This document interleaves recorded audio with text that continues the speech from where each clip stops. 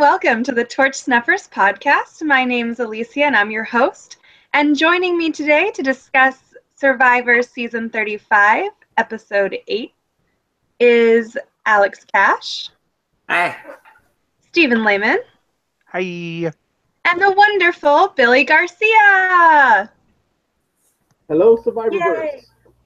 Hello. We've missed you on our podcast. We're so excited that you're back with us this week. We're going to go ahead and dive right on in.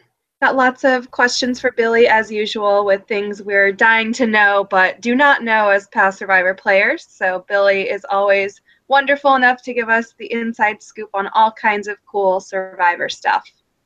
So, for sure. Yeah. But we come back from our last tribal council from last week. We get right at the beginning of the episode. We have Ben and Lauren actually getting the credit for Jessica's ultimate demise, which I thought was pretty exciting because as much of a great edit as we've seen with Ben, I haven't personally seen that strong a one with Lauren. I know we have a lot of big Lauren fans on our podcast specifically, but I hadn't seen anything to really make me sway in that direction, no offense, until today. But she played center field.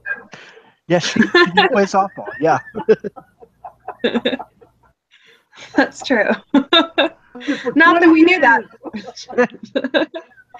Yeah, but I don't know. I think her claim to fame in our group is that she's like the older female that would typically be targeted and somehow survived like week to week to week. I think the shock has grown the more, like the longer she's lasted, the more everyone's like, oh my God, she's still here. I'm about her. So anyway. All right, that's fair enough. That's fair enough. But anyway, but not much other than that. The healers are a bit concerned about their fate, but you know, we've got a solid hustler and healer group.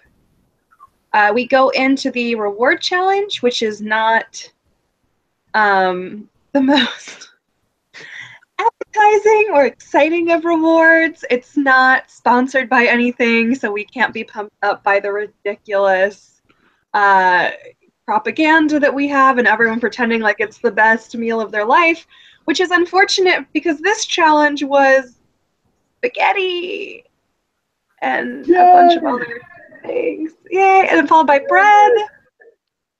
Oh, Yeah, like salad, and then it just got worse. like Olive Garden had a perfect opportunity to advertise their unlimited salad and breadsticks. But it was not, in fact, unlimited today, which is just kind of sad. Oh, true, yeah. But with regard to the challenge, I like it when they do the big builds, but I would like to see something a little bit more impressive than just like a second after the bag hits and then a little dinky flag pops up. Like, make it a tile, break the tile, or something. it just looks... Yeah, no, I feel as somebody that's actually like met the people that feel bad for them, that they're out there and sweating their giant challenges and there's this incredible heat. The challenge happens, and first they test the challenge with the dream team, and then it's like they tweak all the little bugs. I think they got it so perfect, and then when it actually plays out, half the time it's like a dud. It's like, oh, we didn't count on this. Like like we had with where they came out, they took one shot and went stick around to keep trying. They put all the weak players first, took a shot, and it's like, oh crap. All right, we didn't count that. Like that happens so much that I challenge makers.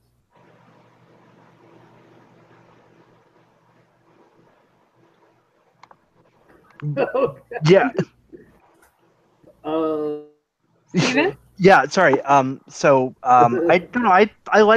I like the spaghetti reward because who doesn't love spaghetti and garlic bread and arguably salad? But it wasn't garlic bread. It was just bread. bread. That is upsetting to me. That wasn't garlic bread. It was just baguette.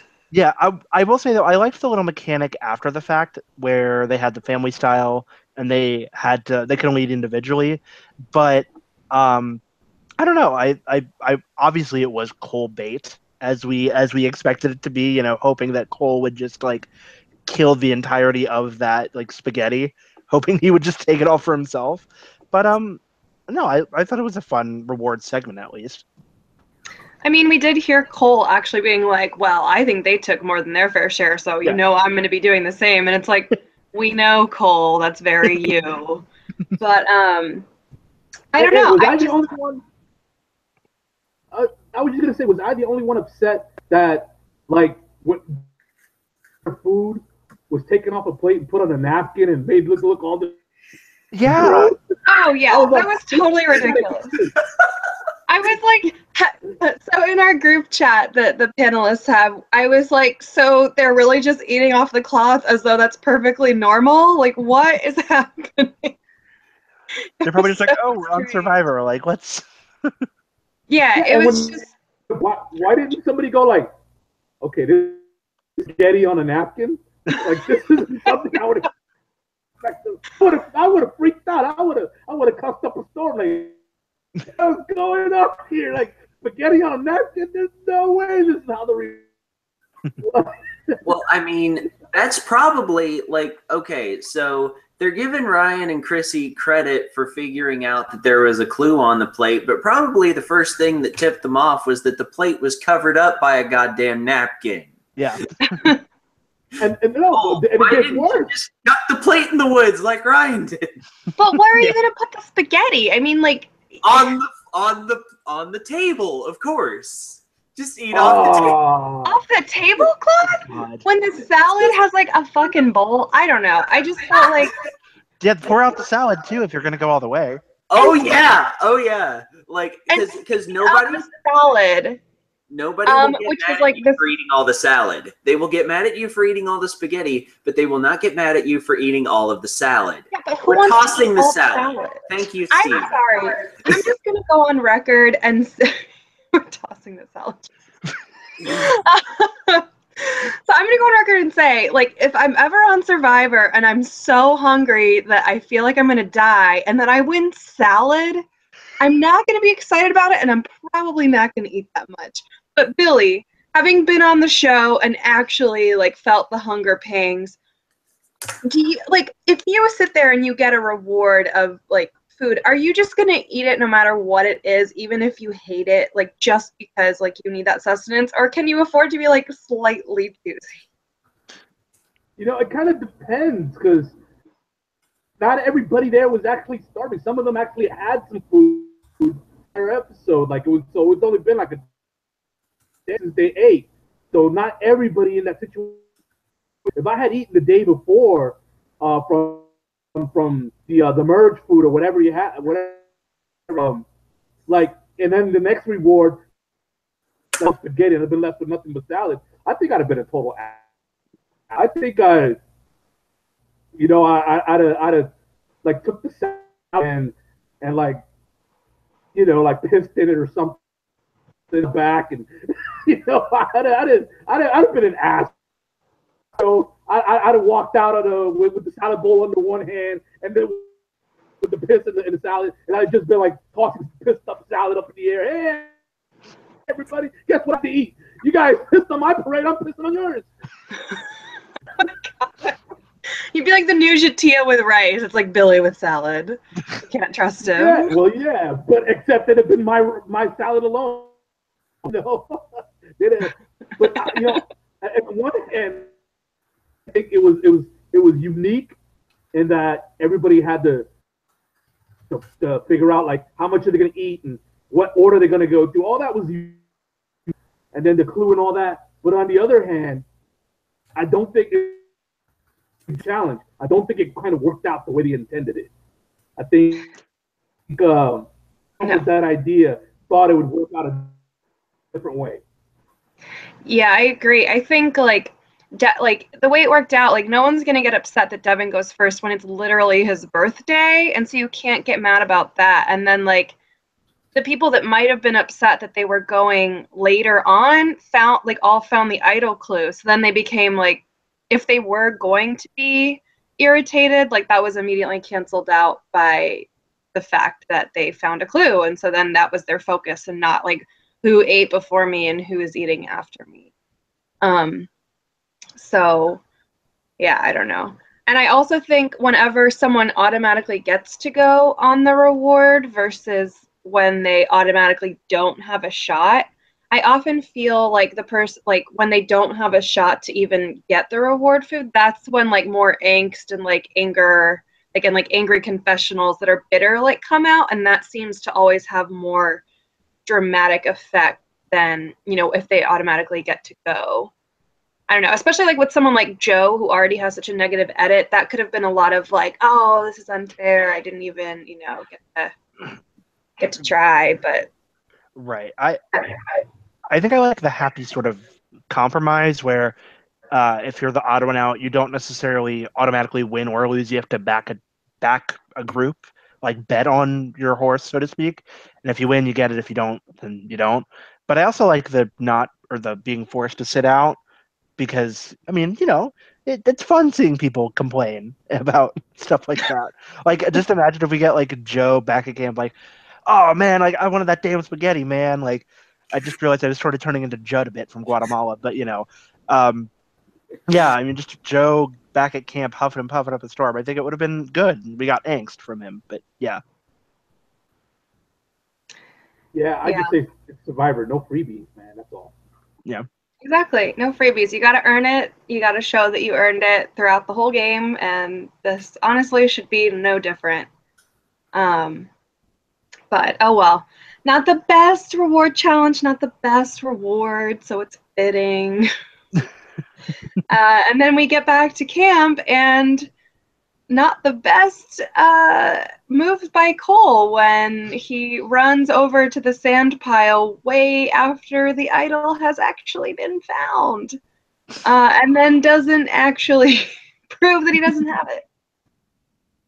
Yeah, is it just me, or is it like every episode is turning into how can Cole screw up? It's pretty much that's what it's become. Yeah. Yeah.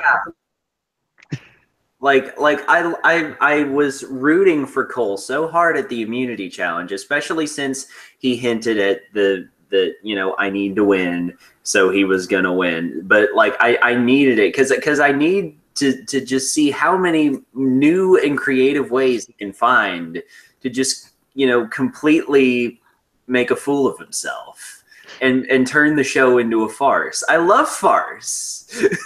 And like one thing with regard to he should have proven, like, because it's not like anybody had taken his eyes off of him, taken their eyes off of him after he had supposedly found the idol. So that was the perfect moment, actually, even more so than the premiere, to take your pants off in front of everybody. Idol strip search right there. That's how you prove you're innocent.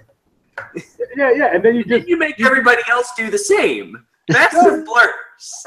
You somebody accuses you of having the idol. You got the idol. You drop your penis. Yeah, you got me. Yeah, not the idol they were expecting, I'm sure. Anybody who isn't naked is suspicious. Yeah, it was like a really weak move, and you know, maybe it's that Cole didn't come into the show as a fan and like didn't realize you should be fighting harder. Maybe he just was exhausted and just like gave up, or maybe he argued and we didn't hear it and it just got cut out of the edit. But either way, like, he looks extremely guilty. And honestly, even to the point where at Tribal Council tonight, I sat there thinking like, oh man, Cole didn't play the idol. And then I was like, oh man, Cole doesn't have the idol. And I got like bamboozled by Survivor editing. Yeah, I just think he wanted to look guilty. I think he wanted to leave people's minds. I might have it, I might not have it. You know, if you split the votes, 4 votes compared to 3 and 3, you know, or 4 and 3. So I think he wanted to leave some ambiguity. I said it wrong. Ambiguity, yeah. Yeah, ambiguity. Yeah.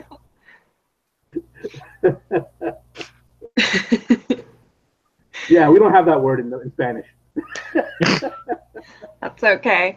But the owner of, like, the real owner of the idol, Ryan, honestly, I don't know how he pulled that off, because it seemed like JP walked right by him and, like, down the little sand dune area and then right by him as he was grabbing the idol and literally sticking it down his pants. Like, how did JP not see anything or find that strange in any way, shape, or form?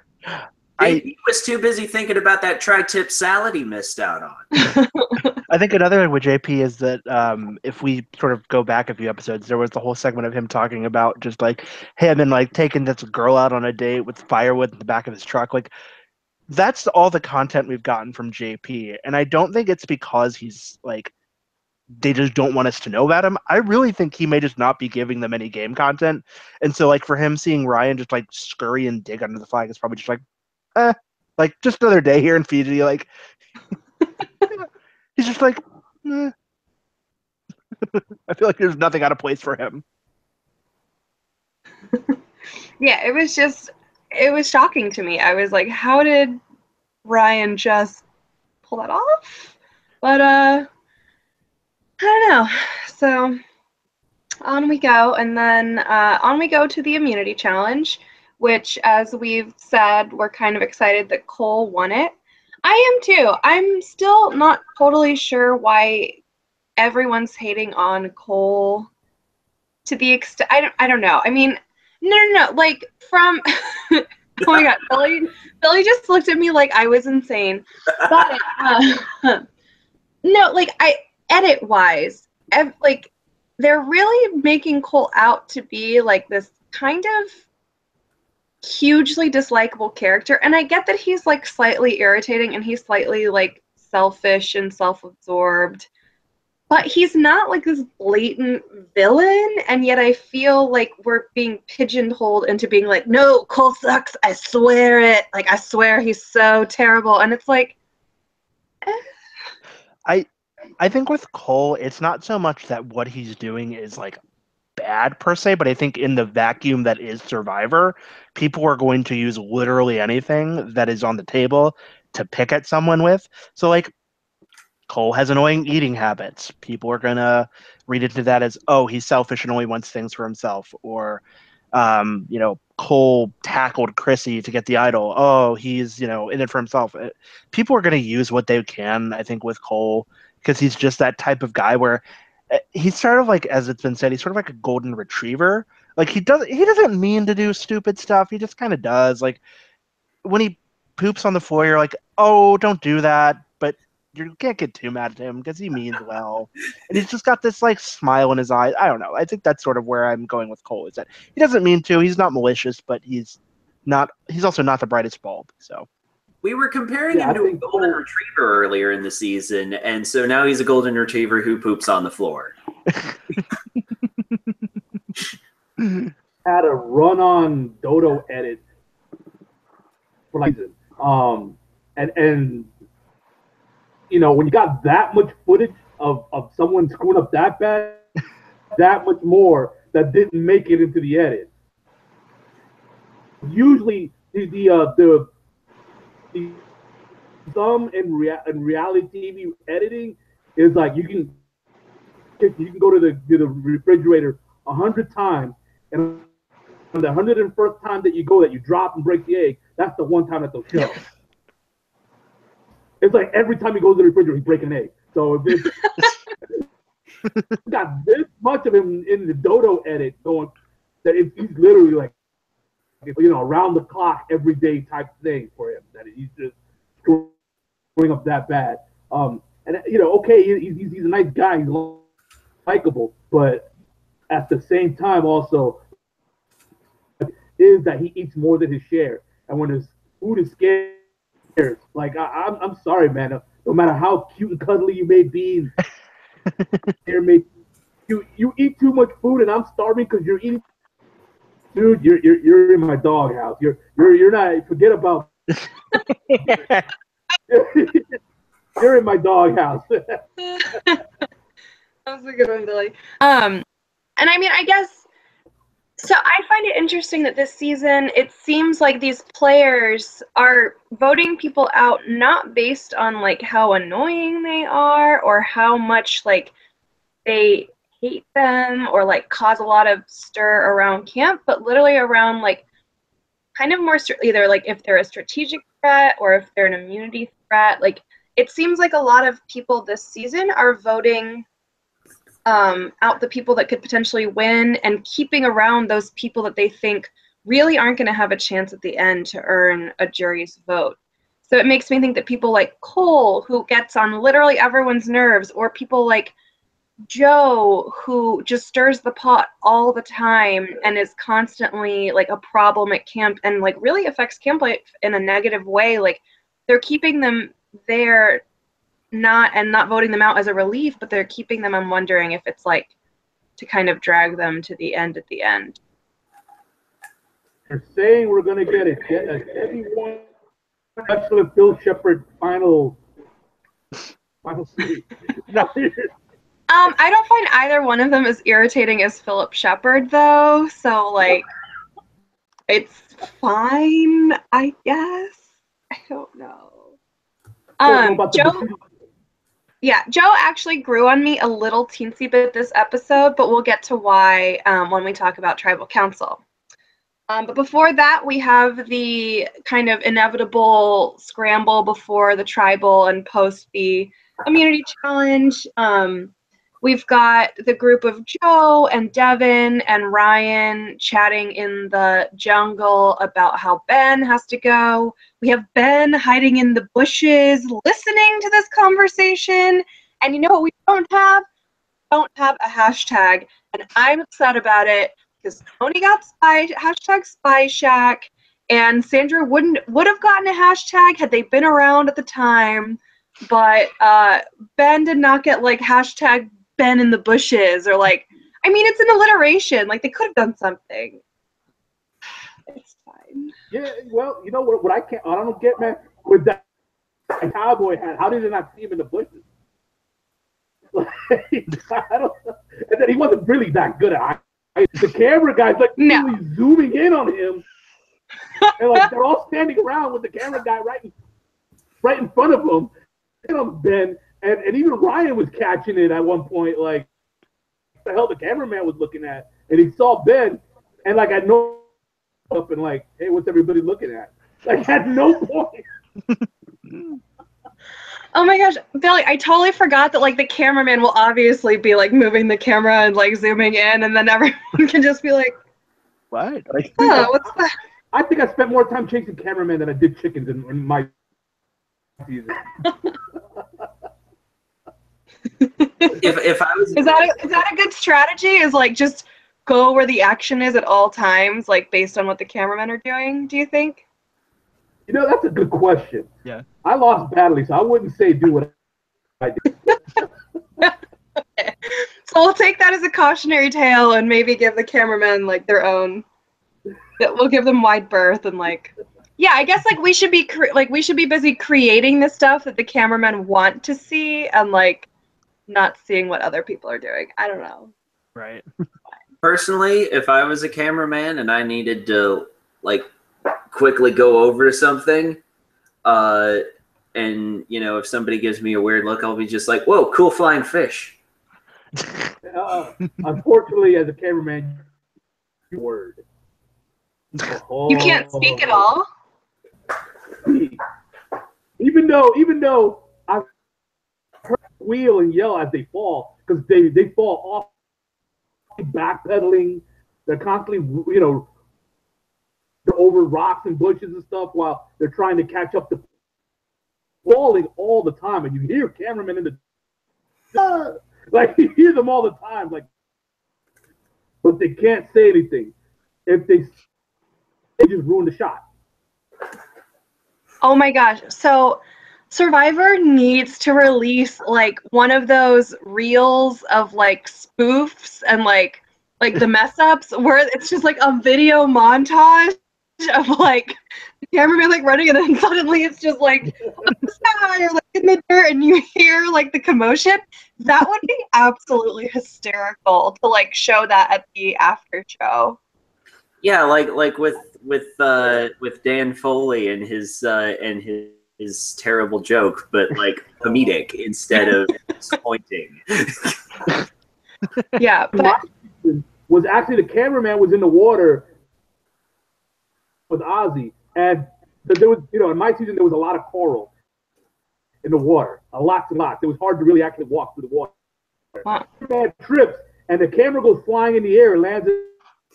Literally, like all of us just stopped, and we know like these cameras are like $100,000 a piece, right? Like that. So we were like, grabs the camera, puts it back on his shoulder, and keeps going. We're like, shit, these guys are hard. And awesome camera that no damage. Wow. I mean, I guess if they're that expensive, like you get what you pay for because they're literally like running through the jungle. We're gonna go camera stories. Maybe my favorite one is at the beginning of the game when we were all on that ship.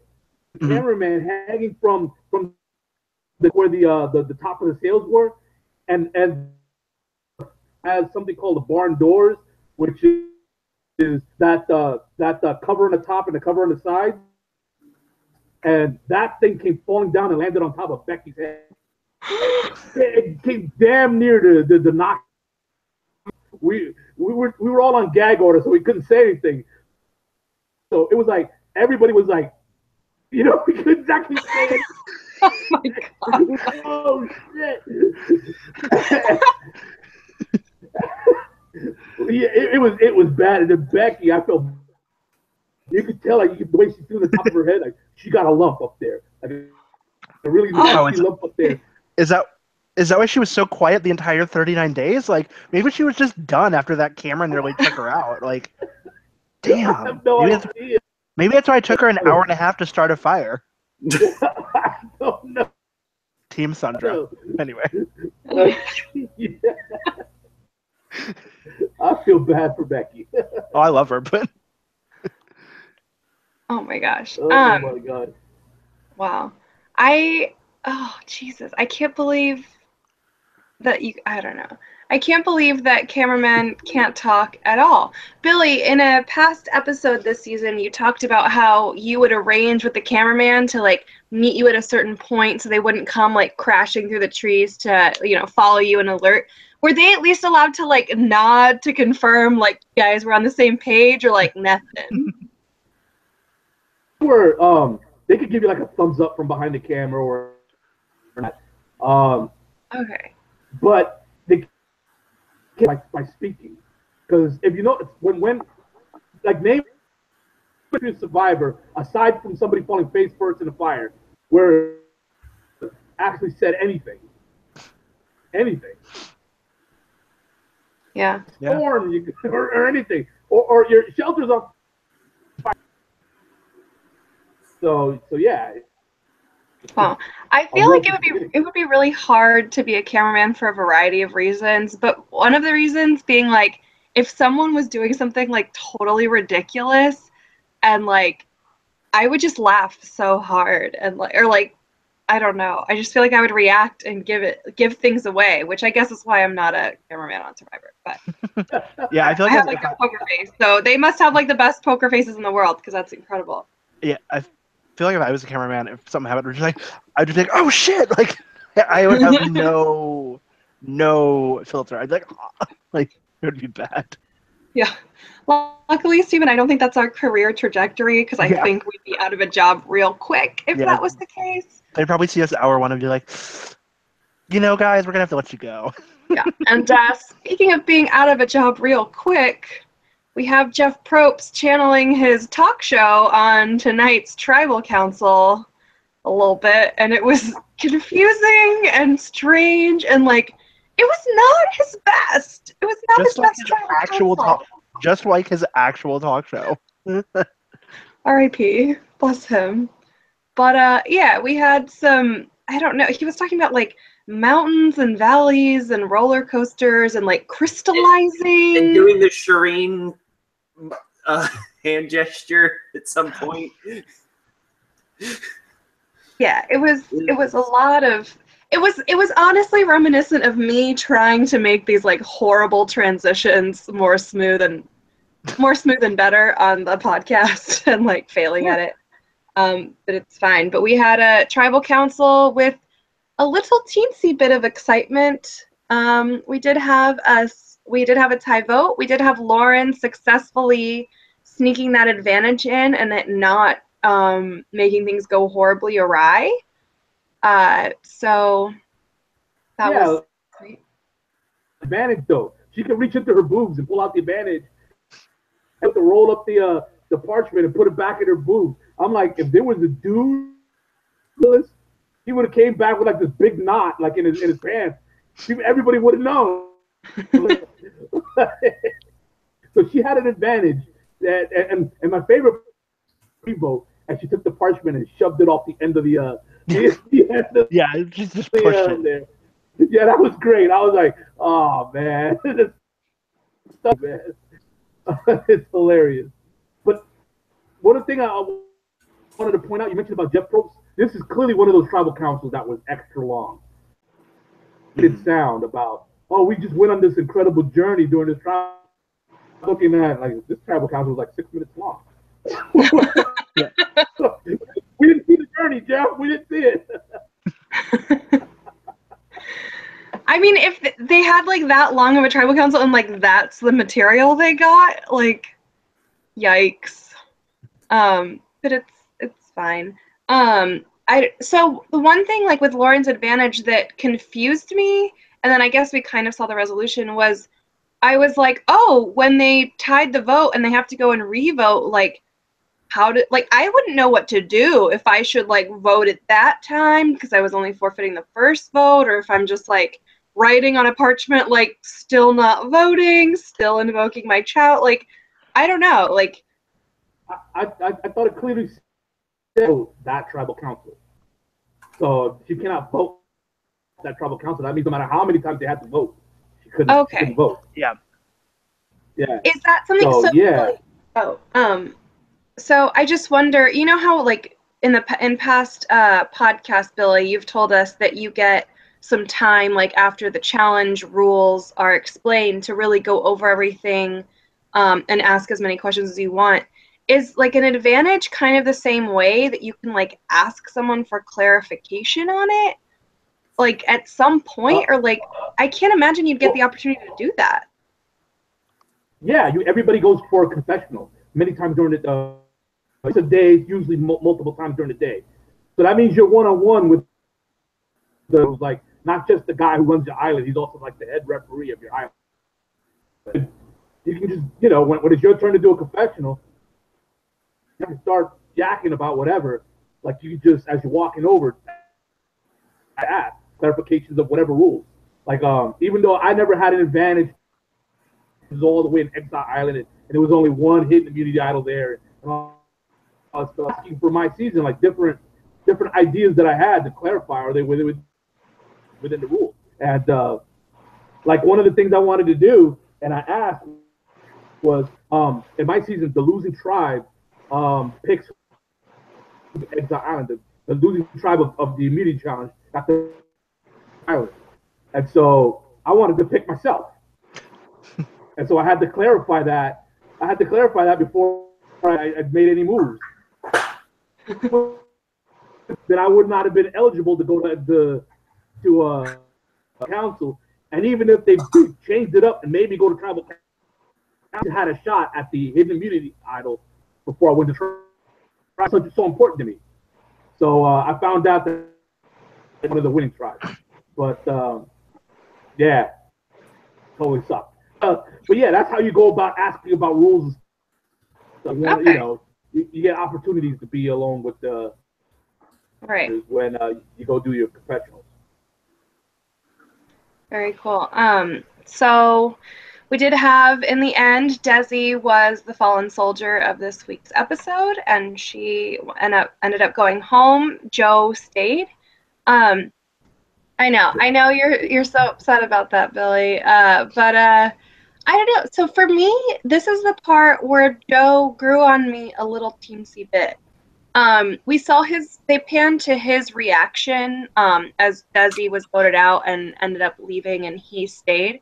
And he actually kind of shook his head as though like he felt sorry for Desi or he was like disappointed in the outcome.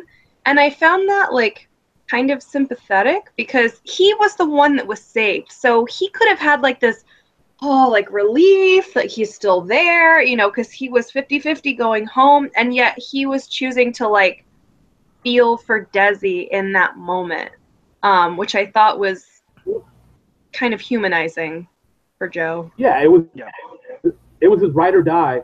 Plus, you know, jury. So it would be dumb for him to go, yes, it wasn't me.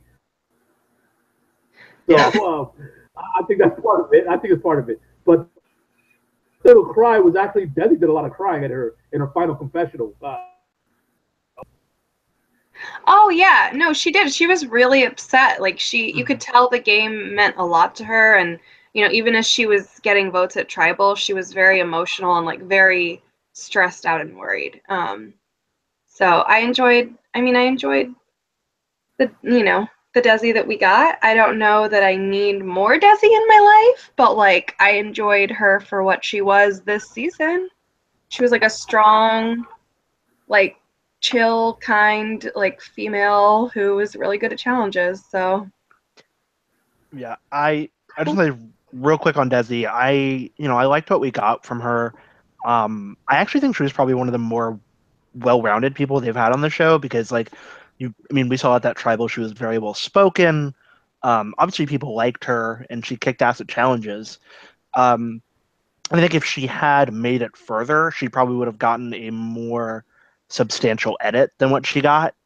And from a personal standpoint, I think she's one of the people where if she was given a second chance, I think she would really shine and really do well. But given her edit, I don't unfortunately I don't see that happening where we see a second shot for her. Yeah, I like Desi a lot too. For me, one of the biggest of this episode was actually the whole argument, and that it bled into Tribal Council. Swearing on the Marines, he did not swear on the Marines.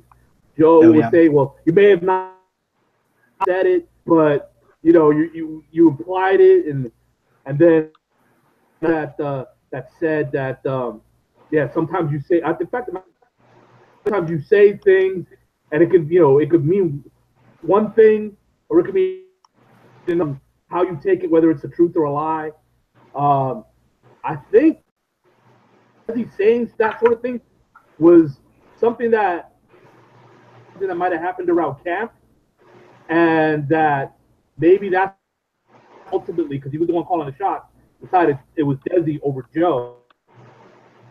But Ed made it look like he was more upset at Joe over that.